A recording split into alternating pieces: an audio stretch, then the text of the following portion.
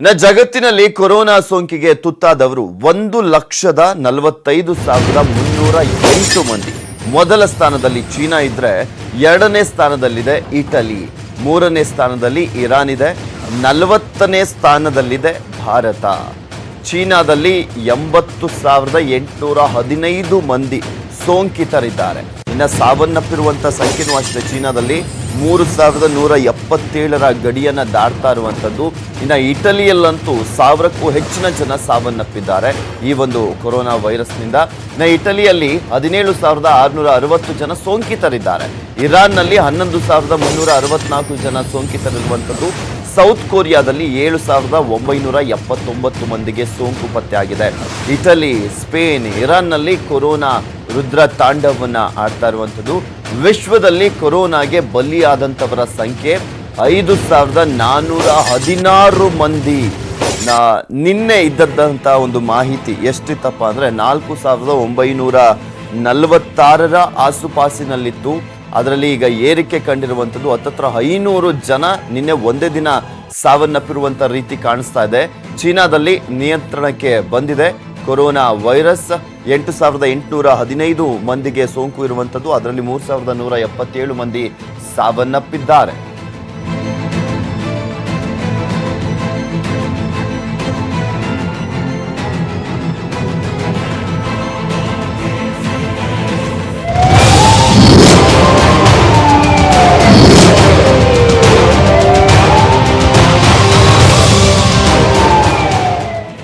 ಕರ್ನಾಟಕದಲ್ಲಿ ಕೊರೋನಾದಿಂದ ಒಂದು ರೀತಿ ತುರ್ತು ಪರಿಸ್ಥಿತಿ ನಿರ್ಮಾಣ ಆದಂತೆ ಕಾಣಿಸ್ತಾ ಇದೆ. ಕರ್ನಾಟಕದಲ್ಲಿ ಮುನ್ನೆಚ್ಚರಿಕೆಯಾಗಿ ರಾಜ್ಯ ಸರ್ಕಾರವೇ ಹೆಲ್ತ್ ಎಮರ್ಜೆನ್ಸಿಯನ್ನ ಘೋಷಣೆ ಮಾಡಿದೆ. ಖುದ್ದು ಮುಖ್ಯಮಂತ್ರಿಗಳೇ ಕೆಲವು ಕಟ್ಟುನಿಟ್ಟಿನ ಆದೇಶವನ್ನ ಹೊರಡಿಸಿದ್ದಾರೆ.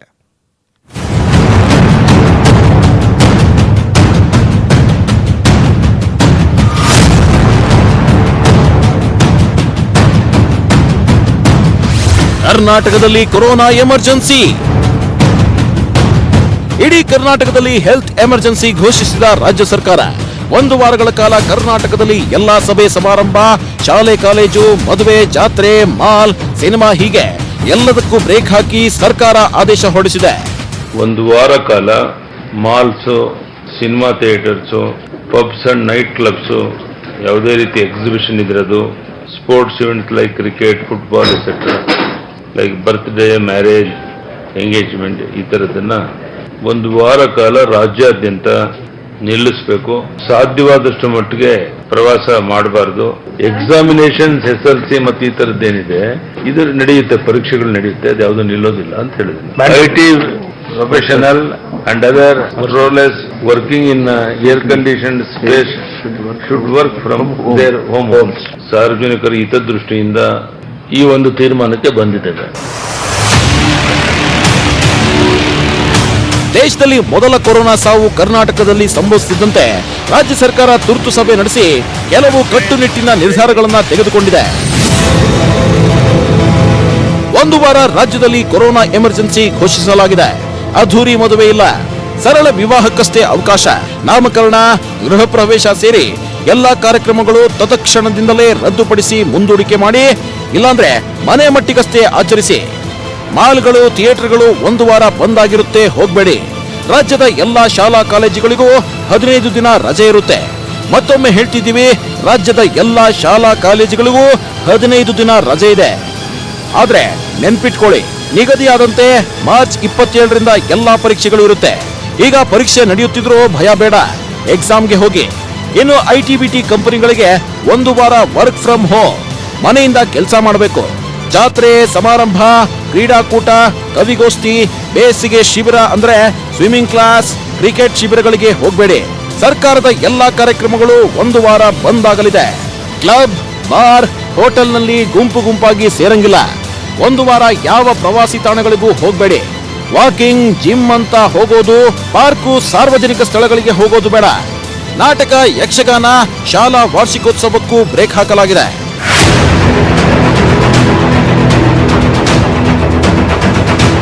ರಾಜ್ಯದಲ್ಲಿ ಕೊರೋನಾ ವೈರಸ್ ಕಬಂದ ಬಾಹು ದಿನೇ ದಿನೇ ಹೆಚ್ಚಾಗ್ತಿದೆ.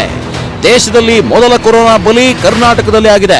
ಹೀಗಾಗಿ ರಾಜ್ಯ ಸರ್ಕಾರ ಈ ಕಟ್ಟುನಿಟ್ಟಿನ ಆದೇಶ ಹೊರಡಿಸಿದೆ.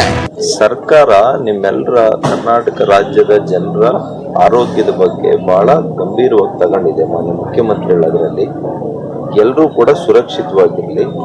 ಈ ವೈರಾಣುನ ಈಗ 1 ವಾರ 15 ದಿವಸ ನಾವು ನಿಗ್ರಹ ಮಾಡಿಬಿಟ್ರೆ ಮತ್ತೆ ಎಲ್ಲವೂ ಕೂಡ ಯಾವುದೇ ಕಾರಣಕ್ಕೂ ಅದು ಹರಡದಂತೆ ನಾವು ತಡೆಗಟ್ಟಬಹುದು ಅನ್ನೋ ಒಂದು ಮನೋಭೂಮಿಕೆಯಿಂದ ಇವತ್ತು ಈ ರೀತಿಯ ಮುನ್ನೆಚ್ಚರಿಕೆ ಕ್ರಮಗಳನ್ನು ತಗೊಂಡಿದ್ದಾರೆ. ಜನರನ್ನಿಟ್ಟು ಮಾಡಿ ಆದಷ್ಟು ಕೂಡ ಈ ರೋಗ ಬರದಿದ್ದಂಗೆ ಹರಡದಂತೆ ಕ್ರಮ ತಗೊಂಡ್ರೆ ನಿಮಗೆ ಒಳ್ಳೆಯದು. ಇದಿಷ್ಟು ಆದೇಶ 1 ವಾರದವರೆಗೆ ಮಾತ್ರ ಇರುತ್ತೆ. ಹಾಗಂತ ಜನ ಹೆಚ್ಚು ಆತಂಕ ಆಗೋದು ಬೇಡ. ದಿನನಿತ್ಯದ ಜೀವನ ಮಾಮೂಲಿಯಾಗೇ ಇರುತ್ತೆ. ಯಾಕಂದ್ರೆ ಸರ್ಕಾರಿ ನೌಕರರಿಗೆ ರಜೆ ಇಲ್ಲ. ಕೆಲ್ಸಕ್ಕೆ ಹೋಗಿ ಹಾಲು ತರಕಾರಿ ದಿನಸಿಗಳು ಸಿಗುತ್ತೆ, ಚಿಂತೆ ಬೇಡ. ಕೈಗಾರಿಕೆಗಳು ಗಾರ್ಮೆಂಟ್ಸ್ಗಳಿಗೆ ರಜೆ ಇರಲ್ಲ. ಲಾರಿ ಆಟೋ ಟ್ಯಾಕ್ಸಿಗಳು ಸಿಗುತ್ತೆ, ಚಿಂತೆ ಬೇಡ. ಪೆಟ್ರೋಲ್ ಡೀಸೆಲ್ ಸಿಗುತ್ತೆ, ಟೆನ್ಷನ್ ಆಗಬೇಡಿ. ಈ ಕೊರೋನಾ ವೈರಸ್ ಇಂದ ಬಹಳಷ್ಟು ಫಸ್ಟ್ ಎಫೆಕ್ಟ್ ಆಗಿರೋದು ಹೋಟೆಲ್ ಇಂಡಸ್ಟ್ರಿ, ಹಾಸ್ಪಿಟಾಲಿಟಿ, ಟೂರಿಸಂ. ಇವತ್ತು ಬೆಂಗಳೂರಿನಲ್ಲಿರುವಂತಹ 580 ಸ್ಟಾರ್ ಹೋಟೆಲ್ಗಳಲ್ಲಿ ಕೇವಲ 20% ರೂಮ್ಸ್ಗಳಿದೆ. ಬಹಳ ಕಷ್ಟಕರವಾದಂಥ ಸ್ಥಿತಿಯಲ್ಲಿದೆ. ಯಾವುದೇ ಇಂಟರ್ನ್ಯಾಷನಲ್ ಟೂರಿಸ್ಟ್ ಆಗಲಿ ಲೋಕಲ್ ಟೂರಿಸ್ಟ್ ಕೂಡ ಬರ್ತಾ ಇಲ್ಲ. ಬಹಳ ಒಂದು ಬಹುದೊಡ್ಡ ಹಣದ ಕೊರತೆ ಆಗಬಹುದು. ಇದೇ ರೀತಿ ಮುಂದುವರಿದರೆ ನಿಜವಾಗಿಯೂ ಟೂರಿಸಂ ಇಂಡಸ್ಟ್ರಿಗೆ ಬಹಳ ಇನ್ನು ಮುಂದಿನ 1 ವರ್ಷ ಎದ್ದೇಳದಂತಹ ರೀತಿಯಲ್ಲಿ ಪರಿಸ್ಥಿತಿ ಬರಬಹುದು. ಕೊರೋನಾ ಕಾಟ ಕಡಿಮೆ ಆಗೋವರೆಗೂ ಸರ್ಕಾರ ಇಂಥ ಮುನ್ನೆಚ್ಚರಿಕೆ ಕ್ರಮಗಳನ್ನ ತೆಗೆದುಕೊಂಡಿದೆ ಅಷ್ಟೇ. ಮತ್ತೊಮ್ಮೆ ಹೇಳ್ತಿದೀವಿ, ಜನ ಹೆಚ್ಚು ಆತಂಕಕ್ಕೆ ಒಳಗಾಗಬೇಡಿ. ಆದ್ರೆ ಆರೋಗ್ಯ ಕೈಕೊಟ್ರೆ ಆಸ್ಪತ್ರೆಗೆ ಹೋಗೋದು ಮರಿಬೇಡಿ.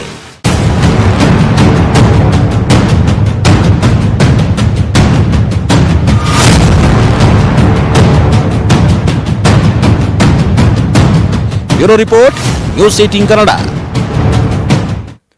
ಇನ್ನು ಕರ್ನಾಟಕದಲ್ಲಿ 1 ವಾರ ಕಾಲ ಹೆಲ್ತ್ ಎಮರ್ಜೆನ್ಸಿ ಘೋಷಣೆಯನ್ನ ಮಾಡಲಾಗಿದೆ. ಇದೀಗ ಬೆಂಗಳೂರಿನ ಕೆಂಪೇಗೌಡ ಇಂಟರ್ನ್ಯಾಷನಲ್ ಏರ್ಪೋರ್ಟ್ ಹೇಗಿದೆ ಅನ್ನೋದನ್ನ ತೋರಿಸ್ತೀವಿ ನೋಡಿ. Bangalore international airport, Kempegowda international airport, ये हालत है बेंगलोर की. इंटरनेशनल एयरपोर्ट इस समय पांव रखने की जगह नहीं हुआ करती थी. कोरोना का इतना डर बना हुआ है, बनना भी चाहिए क्योंकि इसको महामारी घोषित की गई है. आदमी सावधानी बरते, अपना ख्याल रखे, भीड़ भाड़ इलाके से दूर रहे.